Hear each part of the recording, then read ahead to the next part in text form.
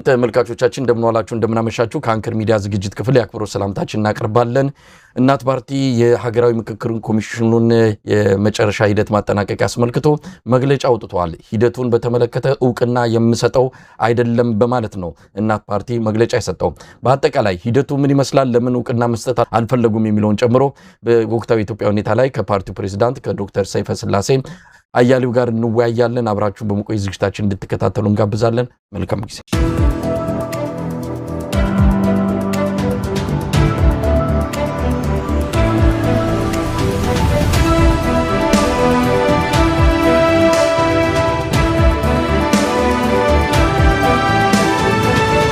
ጤና ይስጥልኝ ዶክተር ሰይፈ ስላሴ።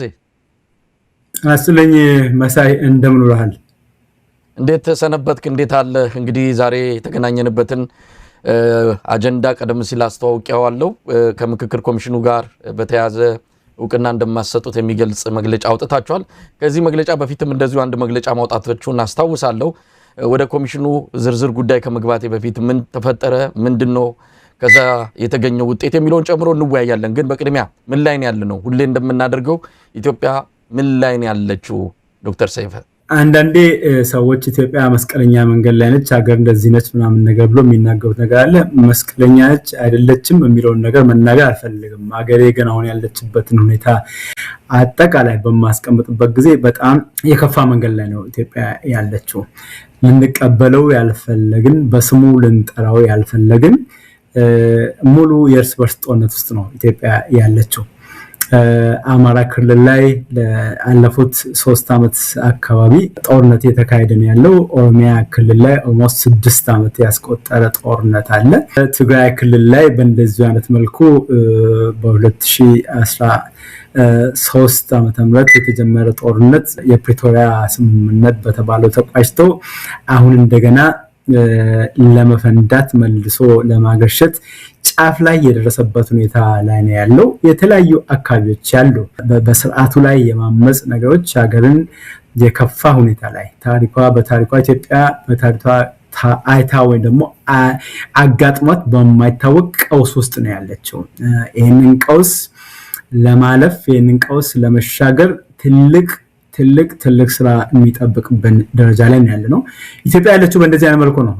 ዶክተር ሰይፈ፣ ምናልባት ወደሚቀጥለውም ወደ ዋናው አጀንዳችን ሊያንደረድረን ይችላል። በምክክር ኮሚሽኑ የመዝጊያ ስነ ስርዓት ላይ የተገኙት የኢትዮጵያ ፕሬዝዳንት ታዬ አጽቀሥላሴ ኢትዮጵያ መስቀለኛ መንገድ ላይ ናት የሚለውን ያስቆመ ሂደት ነው። ከዚህ በኋላ ኢትዮጵያ መስቀለኛ መንገድ ላይ ሳትሆን ኢትዮጵያ በትክክለኛው መንገድ ላይ ወጣ ወደ ብልጽግና እየሄደች ነው ብለዋል። ስለዚህ መስቀለኛ መንገድ የሚባል የለም፣ እኛ እንደምንሰጋው የአደጋ መንገድ ወይም ሌላ ሳይሆን እሳቸው የሚሉት ወደ ትክክለኛውና የብልጽግናን ጎዳና ይዛለች፣ መስቀለኛ መንገድ አብቅቷል ነው የሚሉት።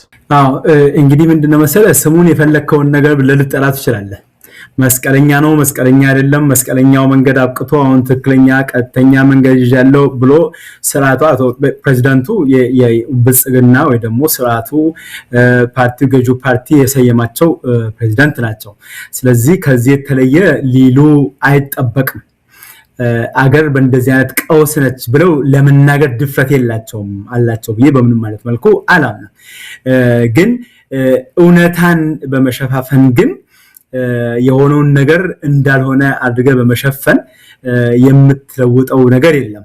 ልታደርግ የምትችለው ነገር ራስህ ተናገረዋለህ።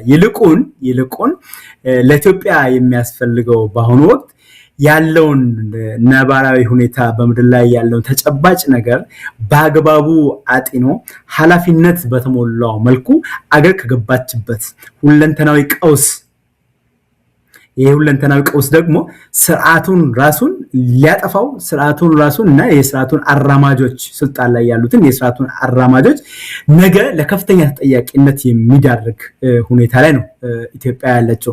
ስለዚህ ከሳቸው ከዚህ የተለየ ነገር እንዲናገሩ ኤክስፔክት አላደርግም እና ኢንፋክት ድፍረትም ስለሌላቸው የቀደሙት ጠቅላይ ሚኒስትርም የተቀደሙት ፕሬዝዳንት ሳህለወርቅ በተለያዩ አይነት እንዲሁ ዝም ብሎ በመሰል ነገር ነገር ለመናገር የሞከሩበት አይነት ነገር አለ ባላቸው ፖዚሽን ድፍረት ቢኖራቸው ኢትዮጵያ ያለችበት እንደዚህ ነው ስለዚህ ከዚህ ውስጥ መውጣት መቻል አለባት ብለው በድፍረት መናገር የሚገባቸውና የሚችሉ ነበሩ ግን ያው የሥርዓቱ ተሿሚ ስለሆኑ ከዚህ የተለየ ነገር አንጠብቅም እሱና ለመጠበቅ ብቻ አይደለም ከዚህ በኋላ ኢትዮጵያ በቃ ከመስቀለኛ መንገድ ወጣችና ምክክር አድርጋ አዲስ ምዕራፍ ጀመረች ሊያስብል የሚችል ከትላንትናው የተለየ አዲስ የተፈጠረ ነገር መሬት ላይ የለም ምክክሩን ተከትሎ ምክክር ወይ ደግሞ እሱን በእንትን ውስጥ ነው ማስቀምጠው በጥቅስ ምልክት ውስጥ ነው ማስቀምጠው እሱን ተከትሎ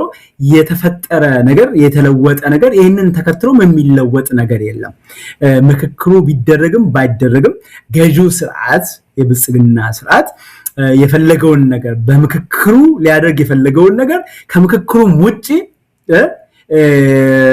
ያደርገው ነበር ያደረገውም ነው ያለው ስለዚህ ቤዚካሊ የሆነ ሌጂቲመሲ ወይ ደግሞ የሆነ ቅቡልነት ለማላበስ የተደረገ ነገር ካልሆነ በስተቀር ምክክሩ የለወጠው የሚለውጠውም አይነት ነገር ቢሆን ጥሩ ነበር ግን እንዲለውጥ አልተፈለገም የሚለውጠው ነገር ደግሞ የለም ስለዚህ ከመስቀለኛ መንገድ ኢትዮጵያ ተሻግራ ዛሬ አዲስ ምዕራፍ ቀና የሆነ መንገድ ላይ ኢትዮጵያ ትገኛለች የሚለው አባባላቸው በምንም አይነት መልኩ ይሄን አንዳንዴ የምትመራውን ህዝብ አሳንሶ የማሰብ አይነት እሳቤ አለ መሪዎቻችን ጋር ይሄ ከንትን ጊዜ ጀምሮ ነው ከደርግ ጊዜ ጀምሮ ያለ ነገር ነው ወደ ስልጣን በመትመጣበት ጊዜ የስልጣን መንበር በመትቆጣጠርበት ጊዜ አንተ ሁሉን አዋቂ ነህ አንተ በቃ ሊቅና የሁሉም ነገር ሌላው በሙሉ አንተ የምትመራው ህዝብ ስልጣን ላይ ሆነ አንተ የምትመራው ህዝብ በሙሉ ማሰብ የተሳነው ማሰብና ማገናዘብ ወይ ደግሞ ነገሮችን ግራ ቀኙን ተመልክቶ ያለውን ነገር በራሱ መመዘን የማይችል አድርገ የሚወሰድበት ነገር አለ የዛ መገለጫ ነው ኢትዮጵያ በዚህ ምክክር በቃ ከዚህ ከመስቀለኛ መንገድ ወጣለች የሚለው የፕሬዝዳንቱ አባባል ከዚህ የተለየ ነገር አይሆንም እንደው ዶክተር ሰይፈ ስላሴ ወደዛ ወደ ምክክር ኮሚሽኑ አጠቃላይ ሂደት እመጣለሁ ግን እናንተ ምክክር ኮሚሽኑ ሂደት ውስጥ አልነበራችሁም በመሃል መንገድ ላይ ነው የገባችሁት እንደው ወደ መጨረሻው አካባቢ እንደገባችሁ ነው የሰማነውና ለምን ገባችሁ ሂደቱን አስቀድማችሁም ውጤቱን ያወቃችሁት እንደሆነ በመግለጽ ታማኒነት የሌለው አሳታፊ እንዳልሆነ አካታች እንዳልሆነ ጠቅሳችሁ ከሂደቱ ውስጥ አልነበራችሁም በመጨረሻው ሰዓት ነው የገባችሁትና ሌላ ሁሉ እየራቀው እየተለየው ሙራን ተነጥለው ትክክል አይደለም እያሉ ባሉበትና በሂደትም በደንብ እየለየለት የብልጽግና ተውኔት እንደሆነ እየታወቀ ለምን መንገድ ላይ መቀላቀል ፈለጋችሁ መንገድ ላይ ነው የተቀላቀልነው ወይስ አይደለም የሚለው ነገር በደንብ አድርገን የምንነጋገረው ጉዳይ ይሆናል መነሻ መሰረታችንን ግልጽ አድርገን የእናት ፓርቲ መነሻ መሰረት እናት ፓርቲ ኢትዮጵያ አገራችን ላለፉት 50 በላይ አመታት በመጠፋፋት አዙሪት ውስጥ እየተመላለሰች ያለች በብልጽግና ዘመን የመጠፋፋት አዙሪቱ የከፍተኛውን የመጨረሻውን ከፍተኛ ደረጃ ደርሶ እንግዲህ በሚነገረን ስታቲስቲካዊ መረጃ መሰረት በሚሊዮን የሚቆጠር ዜጎቻችንን ዋጋ አስከፈለን እንጂ 1967 ዓመተ ምህረት ንጉሱ ከስልጣን ከወረዱበት ጊዜ ጀምሮ የኢትዮጵያ ህዝባችን በተለያየ አይነት መልኩ በጎራ ተከፋፍሎ እየተጠፋፋ ያለበት ነገር ነው ያለው ይሄንን ላለፉት አመታት ከኛ ጋር የሄደውን ጉዳይ መቋጫ መንገድ አገራዊ ምክክር በመፍጠር ወይ ደግሞ ብሔራዊ መግባባት መፈጠር መቻል አለበት የሚል ጽኑ እምነት ነው እናት ፓርቲ ያለው ለዚህ ከመነሻው ጀምሮ አገራዊ ምክክር ኮሚሽኑ ከመቋቋሙ በፊት ጀምሮ እናት ፓርቲ እንደ ፓርቲ ከተመሰረተበት ጊዜ ጀምሮ በዚህ ጉዳይ ዙሪያ ድምጹን ሲያሰማ ቆይቷል ይሄንን ድምጽ እያሰማ ባለበት ጊዜ ነው የምክክር ኮሚሽኑ ለማቋቋም አዋጅ ረቂቅ አዋጅ ወጣው ከረቂቅ አዋጁ አወጣት ጀምሮ እናት ፓርቲ ይሄ የምክክር ሂደት ትክክለኛ ጎዳና እየተከተለ አይደለም ብለን ለሚመለከታቸው የመንግስት አካላት ድምጻችንን አሰምተናል ከንትኑ ጀምሮ ከአዋጁ አረቃቀቅ ጀምሮ አዋጁ አረቃቅ ላይ የፖለቲካ ፓርቲዎች የጋራ ምክር ቤት ላይ ቁጭ ብለን አዋጁን ሊያስተዋውቁ ለመጡት የመንግስት ባለስልጣን ይህንን ጉዳይ ፕሮፐር በሆነ መልኩ አስረድተናል። ከዛ በኋላ አዋጁን የሚያጸድቀው የህዝብ ተወካዮች ምክር ቤት በዚህ ጉዳይ ላይ በጠራው ስብሰባ ላይ ተገኝተን እድል ይሰጠን አልተፈለገም። በዛው ወቅት አልተሰጠንም። ግን ፓርቲያችን ወክለን ነው ይሄንን ወደ ኋላ ቀርተን ከምክር ቤቱ አፈ ጉባኤ ጋራ ያለውን ነገር በደንብ አድርገን ጊዜ ወስደን almost ከ10-15 ደቂቃ ያክል ቆሜ እኔ በግል ተነጋግሬያለሁ ከተወካዮች ምክር ቤት አፈ ጉባኤ ጋር። በእንደዚህ አይነት መልኩ የአዋጅ መተላለፍ ወይ ደግሞ መጽደቅ የለበትም። መስተካከል የሚገባቸው ጉዳዮች አሉ። እነዚህ ጉዳዮች መስተካከል መቻል አለባቸው። ከዛ ጀምሮ ተቃውሟችን ይሄ ማለት ግን የሄደበት መንገድ ትክክል አይደለም ማለት ለኢትዮጵያ ምክክር በማድረግ በያይ መግባባት መፍጠር አያስፈልግም ማለት አይደለም። እንዳልኩ ከመነሻው በያይ አገራዊ ምክክር በማድረግ ኢትዮጵያ በያይ መግባባት መፍጠር መቻል አለባት። በቃ የተለያዩ ጽንፎች ይዘን ምናምን ነገር እየተጠፋፋን ያለ ነው። በዚህ መጣፋት አዙሪት ምን ማብቃት መቻል አለበት ብለን ነው ዛጋ የተነሳነው። አዋጁ ጸደቀ። ኮሚሽነሮች በእንትን በሚሉበት ጊዜ ኮሚሽነሮቹ በሚሰየሙበት ጊዜ በዛም ላይ ድምጻችን አሰምተናል። ደብዳቤ ለተወካዮች ምክር ቤት ደብዳቤ ጽፈናል። ደብዳቤያችንም ተሰሚነት አላገኘም፣ ተቀባይነት አላገኘም። ከእንትኑ አኳያ ማለት ገዢው ፓርቲ በራሱ ሊያስኬድ የሚፈልገውን ነገር ስለሚያውቀው ማለት ነው። ይሄ ሁሉ አልፎ ወደ ምክክሩ በሚገባበት ጊዜ ከምክክሩ ኮሚሽነሮች ጋር ቁጭ ብለን በምንናገርበት ጊዜ ኦኬ የመጣችሁበትን መንገድ እናውቃለን ብለን ነገራቸዋል። ሮንግ የሆነ መንገድ ነው የተመጣው። ከአዋጁ አጸራሪ ደግሞ የእናንተ አመራረጥ ጭምር ትክክለኛ አይደለም። ግን ይሄንን ትክክለኛ አይደለም ብለን ራሳችንን ከጎን አድርገን መቅረት አገር ልታተርፍ የምትችለው ነገር ደግሞ እናጎልባታለን። አሁን እናት ፓርቲ እንደ ፓርቲ አይደለም መለከተው። እናት ፓርቲ ለኢትዮጵያ ሕዝብ የቆመ ፓርቲ ነው። ኦርጋናይዝድ የሆነ የፖለቲካል ግሩፕ ነው። እንደ አንድ የተደራጀ የፖለቲካ ግሩፕ በእንደዚህ አይነት ሂደት ውስጥ ራስን ከዛ ጋር ማግለል አግባብነት የለውም የሚል ነገር ወስደን የተወሰኑ ፖለቲካ ፓርቲዎች ራሳቸውን በሚያገሉበት ጊዜ ካውከስ ብለው ራሳቸውን የፈጠሩ ፖለቲካ ፓርቲዎች አሉ።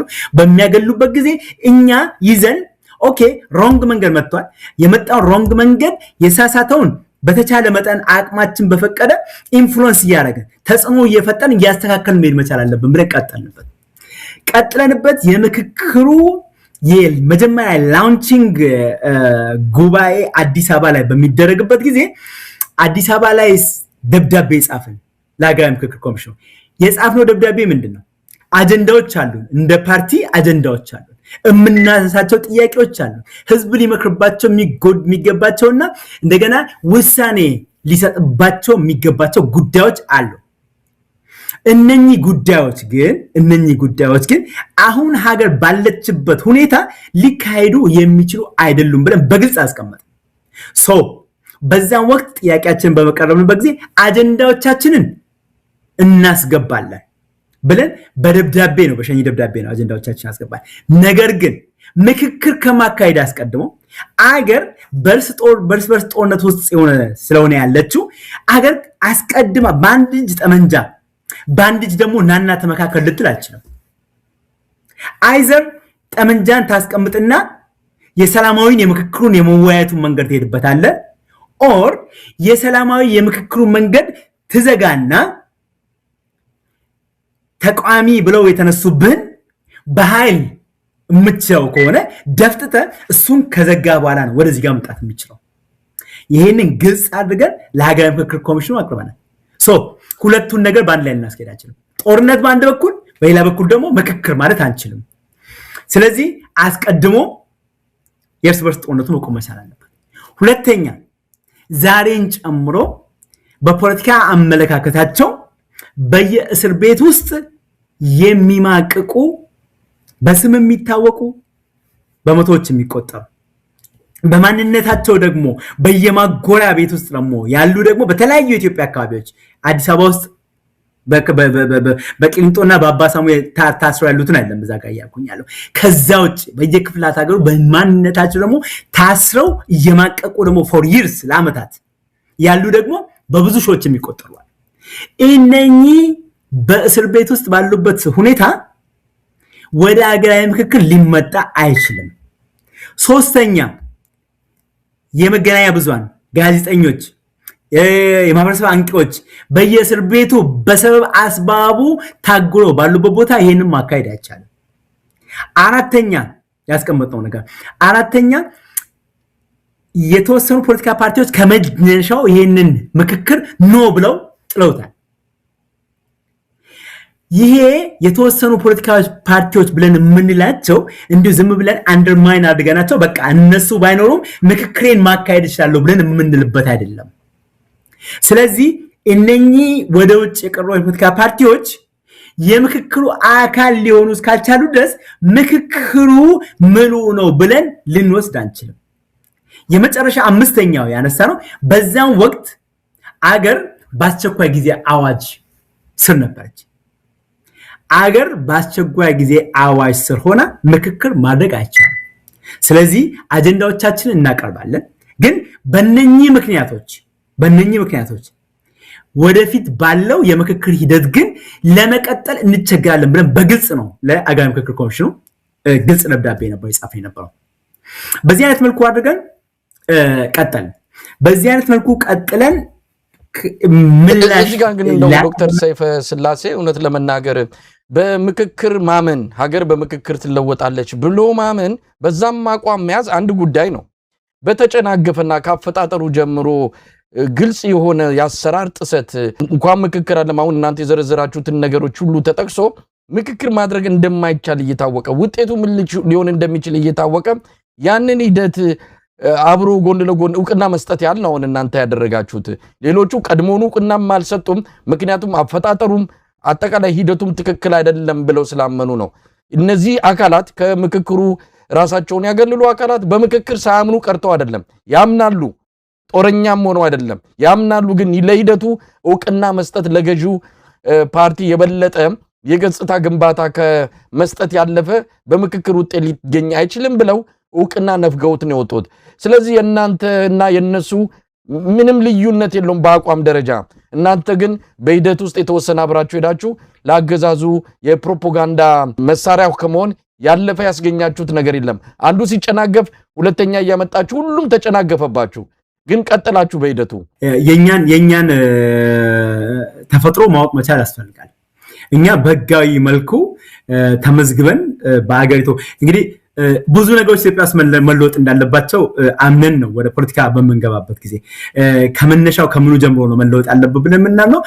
ሀገሪቱ ከተመሰረተችበት ህገ መንግስት ጀምሮ የሚለወጡ ነገሮች አሉ መሰረታዊ በሆነ አይነት መልኩ። ከዛ በመለስ ከህገ መንግስቱ በመለስ ደግሞ በጣም ብዙ የሚለወጡ ህጎችና ስርዓቶች አሉ ብለን ነው የምናምነው። እስከዚያ ድረስ ባሉት ህጎችና ባሉት የህግ ማዕቀፎች ውስጥ መንቀሳቀስ መቻል አለብን። እኛ በሰላማዊ መልኩ ተመዝግበን የምንንቀሳቀስ የፖለቲካ ፓርቲ ነው። እንደ ፖለቲካ ፓርቲ ያለን ብቸኛ አማራጭ በእንደዚህ አይነት መልኩ ነው። አሁን ኪሳራ አይደለም እኛን የገጠመን። ኢንፋክት እስከ መጨረሻው ድረስ አቋማችንን እየገፋንበት መተናል። መጨረሻ ላይ እርምት እንዲደረግ ከሀገራዊ ምክክር ኮሚሽነሮች ጋር ቁጭ ብለን ተነጋግረናል። ያንን የተነጋገርነው ያንን ልናደርግ የቻልነው ያንን አቋማችንን ይሄ ነው የቆምንበት ቦታ ብለን መግለጽ የቻልነው ኖ መንገዳቸው ትክክል አይደለም ብለን ስላለን ነው ያንን ኦፖርቹኒቲ ያገኘነው። ስለዚህ ከነሱ ጋር ተነጋግረናል። የተለወጠ ነገር የለም። ኦኬ ስርዓቱ በአቋቋመው የምክክር ኮሚሽን አማካይነት ወደ ምክክሩ ገባ። ወደ ምክክሩ በሚገባበት ጊዜ በሁለት ምክንያት ነው የገባነው። አንደኛው አገር ይህንን ነገር ተከትላ የምትሄድበት መንገድ ላይ እንደ ፓርቲ የራሳችን አቋም ግልጽ ማድረግ መቻል አለብን። በሚነሱ አሁን እንዲህ ዝም ብሎ አሰስገሰሱን እዛ ጋር ለማጀቢያና ለማጃማያ ተደርጎ የተቀመጠ 1001 አጀንዳ አይደለም እያልኩኝ ያለው። ኢትዮጵያ 1001 አጀንዳ የላት፣ በጋራ ልትግባባበት የሚገባ ሜቢ የመለያ ፖይንቶች የሆኑ ነገሮች ብለን የምናስባቸው በጣም በቁጥር ያሉ ነገሮች ናቸው። እነሱ ናቸው አጀንዳ መሆን መቻል ያለባቸው። በእነኚህ መሰረታዊ ጉዳዮች ላይ እናት ፓርቲ ተጽዕኖ ፈጥሮ ለውጥ እንኳን ማድረግ ባይችል ቢያንስ ገብተን እንደ ፖለቲካ ፓርቲ አቋማችን መግለጽ መቻል አለበት። የአቋማችን መግለጻችን ደግሞ ቢያንስ በታሪክ ተመዝግቦ ይቀመጣል ብለን የገባነው። ይሄንን እንደ ማሳያነት ዘጋ ወስድልሃለሁ። በ1983 ዓ.ም የሰኔ 24 የሽግግር መንግስት ኮንፈረንስ ተብሎ አዲስ አበባ ላይ የአፍሪካ ኢኮኖሚክ ኮሚሽን አዳራሽ ውስጥ ስብሰባ ተደርጎ ነበር። በዛ ስብሰባ ላይ ያኔ ጠመንጃ ፈሙዝ አንግቦ ወደ አዲስ አበባ የገባው ወያኔ እና ዛጋ ያሰባሰባቸው በዙሪያው ያስቀመጣቸው ድርጅቶች ጋር ሆኖ የአዲስ አበባ ዩኒቨርሲቲ ወክለው የተገኙ ሰዎች ነበሩ። ከዛ ውስጥ በግንባር ቀደምነት የሚጠቀሱት ፕሮፌሰር አስራት ወልደየስ ናቸው። ፕሮፌሰር አስራት ወልደየስ እዛ ጋር ያደረጉትን ነገር ለራሳችን አስተማር ቢያንስ እዛ ቦታ ላይ ተገኝተው አንድ በዚህ ጉዳይ ላይ መክሬ አገር እንደዚህ በመተውነበት ጊዜ የወከለኝ ሰው ብዬ እዚህ ጉዳይ ላይ ለመክርና ድምጽ ለመስጠት ወይም ደግሞ በዚህ ሊተባበር አይችልም ብሎ ማለታቸው ዛሬ ድረስ በምሳሌነት የሚጠቀስ ነው። ስለዚህ ኢትዮጵያ ይሄ ሰዓቱ ይሄንን ነገር ዘረጋ። ይሄንን ነገር በሚዘረጋበት ጊዜ ቢያንስ ገብተን ይሆን ይገባል ብለን ምንለው ድምጻችንን ማሰማት መቻል አለብን።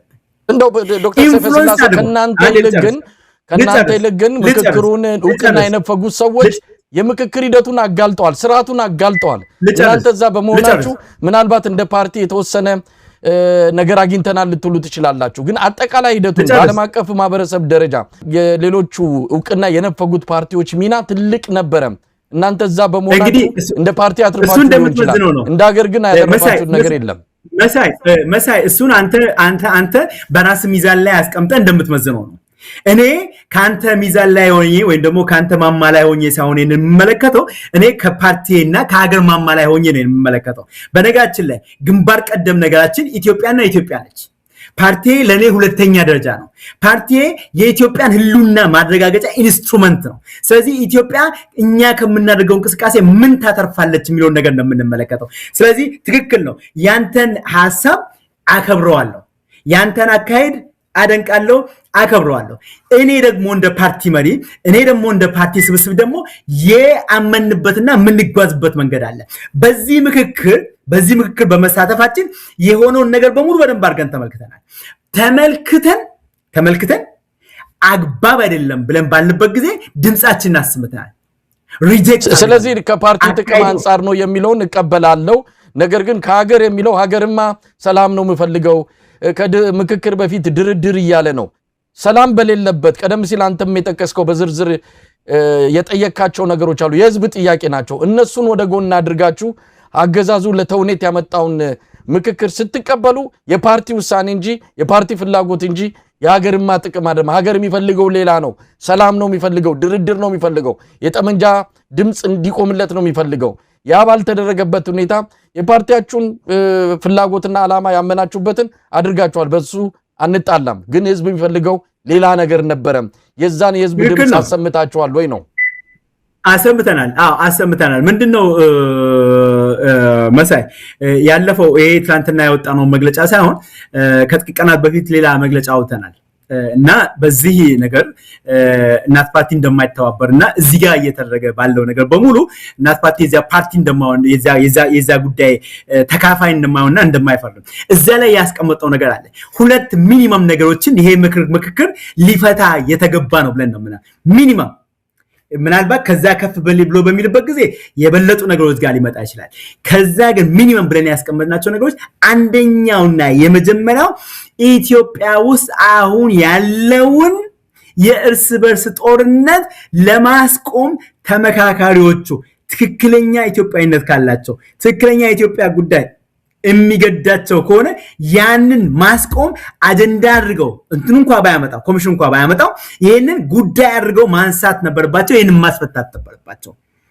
ኢትዮጵያ ውስጥ እየተካሄደ ያለው የእርስ በርስ ጦርነት በጠረጴዛ ዙሪያ ጠመንጃ ቁጭ ብሎ በጠረጴዛ ዙሪያ ድርድር ሊፈታ የሚችልበት መንገድ ይሄንን ማስቀመጥ ነበር። this was the minimum requirement አንደኛው።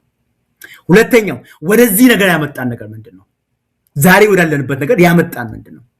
እኔ ሰዎች እንደዚህ ብዬ በምልበት ጊዜ እንደ ዴሮጋተሪ ነው ይሉታል አባባሌን የጎሳ ፖለቲካ አላለሁ የብሔር ብሔረሰብ ፖለቲካ አይደለም የምለው ምክንያቱም ብሔር የሚለውን ቃል ለኔ በጣም የቀረበ ነው የግዕዝ ቃል ነው ብሔር ምን እንደሆነ አውቃለሁ ትርጉሙ ብሔረሰብ ማለት ምን እንደሆነ ትርጉሙን አውቃለሁ የብሔር ብሔረሰብ አይደለም የጎሳ ነገዶች አሉ ጎሳዎች አሉ ኢትዮጵያ ይሄን ወደዚህ ጋር ስለዚህ የጎሳ ፖለቲካ ብዬ በምልበት ጊዜ አድማጭ ተመልካቾች በሌላ አይነት መልኩ እንዳይመለከቱ ስለፈለኩ ነው በኔ ቋንቋ በኔ ፓርቲ የጎሳ ፖለቲካ ወደዚህ ያመጣን ዛሬ ወዳለንበት የእርስ በርስ ጦርነት ያመጣን ለ30 ዓመታት በላይ የተከልነው የጎሳ ፖለቲካ እያጨድን ያለነው ዛሬ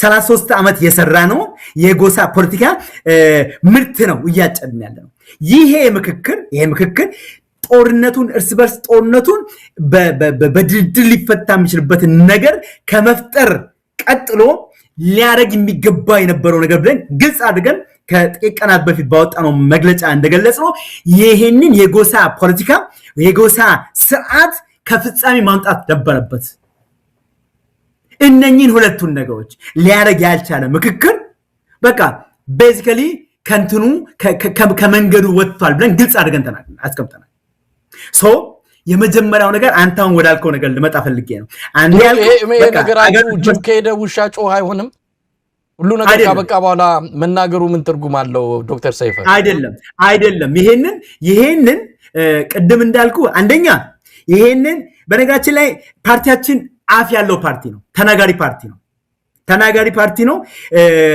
እንትኑን ስሜቱን ከመግለጽ ወደኋላ አይደለም በስጋትም አይደለም በቃ በድፍረት ነው ምንናገረው ነገር ለሀገራዊ ምክክር ኮሚሽኑ ይሄንን ጉዳይ አስመልክቶ የኢትዮጵያን ቀጣይ ዕጣ ፈንታ የሚበይነው እናንተ የምታመቻቹት ሀገራዊ ምክክር አይደለም የኢትዮጵያ ቀጣይ ዕጣ ፈንታ የሚበየነው አሁን አገሪቱ የገባችበት የእርስ በርስ ጦርነት በሚሄድበት አቅጣጫ የእርስ በርስ ጦርነቱ በገዢው ፓርቲ ወይ ደግሞ መንግስት ድል አድራጊነት ሊጠናቀቅ ከቻለና ያሉትን መሳሪያ ያነገቡ ኃይሎችን በሙሉ ደፍጥጦ የሆነ ነገር ሊያርግ የሚችል ነገር ከሆነ ገዢው ፓርቲ በሚለው መንገድ ሀገር ትሄዳለች ጠመንጃ ያነሱ ኃይሎች ደግሞ ኃይላቸው አይሎ አሁን እንደምናየው አገር ሌላ አቅጣጫ የምትከተል ከሆነ የናንተ ምክክር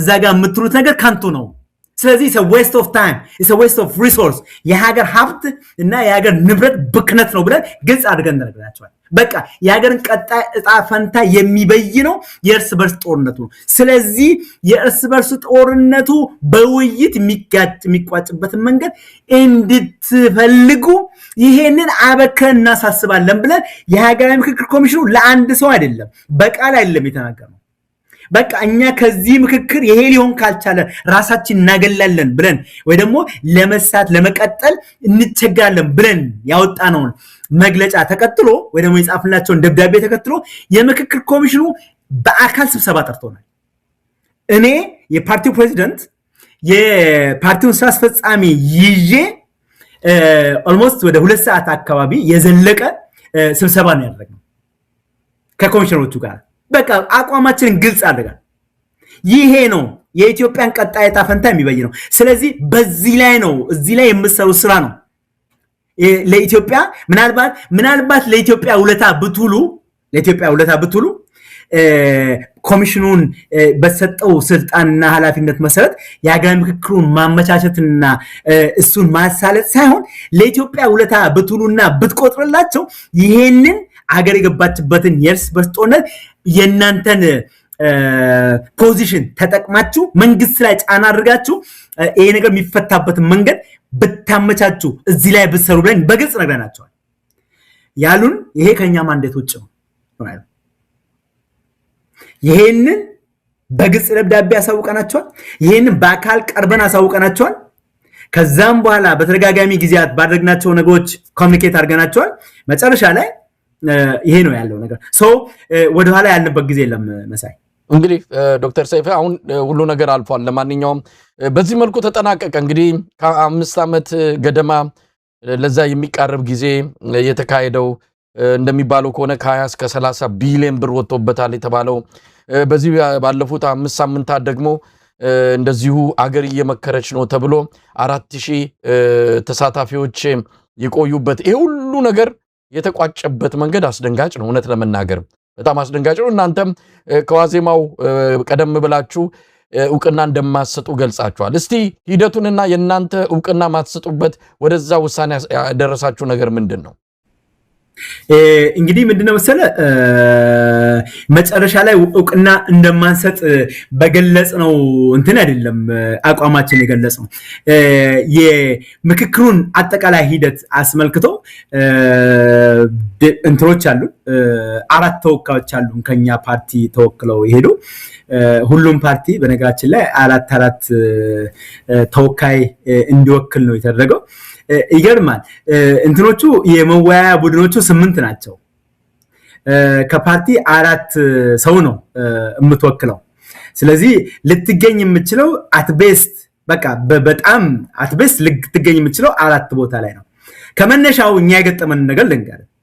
ከመነሻው 4ቱም የኛ ተወካዮች በአርብቶ አደርና አርሶ አደር መወያያ ግሩፕ ላይ እንዲመደቡ ተደረገ። 4ቱም ተወካዮቻችን። እሱ ነገር በእጣ ነው ወይስ ነው በድልድል ሆን ተብሎ የተደረገ ነው? እጣ ወጥቶ ነው የሚባል ነገር ሰምተን ነበር። እኛ የተነገረን ነገር ልንገር። እኔ 4ቱም ተወካዮቻችን ወደ አንድ ግሩፕ ነው የተመደቡት። ከዛ በኋላ ለኛ መተው ሪፖርት አደረጉ። ሪፖርት በሚያደርጉበት ጊዜ ዴይሊ ነው እንትን የምናደርገው ይሄንን ነገር ፎሎ የምናደርገው። ቀን እዛ በሚሆኑበት ጊዜ ሞባይል ስልክ ስለማይዙና ስለማንነጋገር ቀን ውሎን ማታ ጊዜ ወስደን በጣም ሰፊ ጊዜ ወስደን ዲስከስ በየቀኑ እናደርግ ነበርና የመጀመሪያው ቀን ላይ 4ቱም አንድ ቦታ እንደተመደቡ ተነገረ። ሊሆን አይችልም። በቃ 4 አንድ ቦታ ፈርስት ኦፍ ኦል የአርብቶ አደርና የአርብቶ አደር ጉዳይ ይህ ኢትዮጵያ ጉዳይ የአርብቶ አደርና የአርብቶ አደር ትክክል ነው። ኢትዮጵያ 85% በግብርና የሚተዳደር ህዝብ ነው። 85% አርሶ አደርና አርብቶ አደር ነው። ኢምፖርታንት የሆነ ጉዳይ ነው። ይሄንን ኢምፖርታንት ጉዳይ ልናሳንሰው አንችልም። ግን የአርሶ አደርና የአርብቶ አደር ጉዳይ ግን ኢትዮጵያን አለያያት። አርሶ አደር ጥያቄ አለው፣ አርብቶ አደር ጥያቄ አለው፣ የመሳሰሉ ጥያቄዎች አሉ። በዚህ ላይ ግን ልዩነት የለም። ሊፈቱ የሚገባው በጣም ብዙ ነገሮች አሉ እና እዛ ላይ ተመደብን። እዛ ላይ ስንመደብ ጥያቄ አነሳን። ጥያቄ ስናነሳ በስንት ደጅ ጥናት ከ2 ቀን በኋላ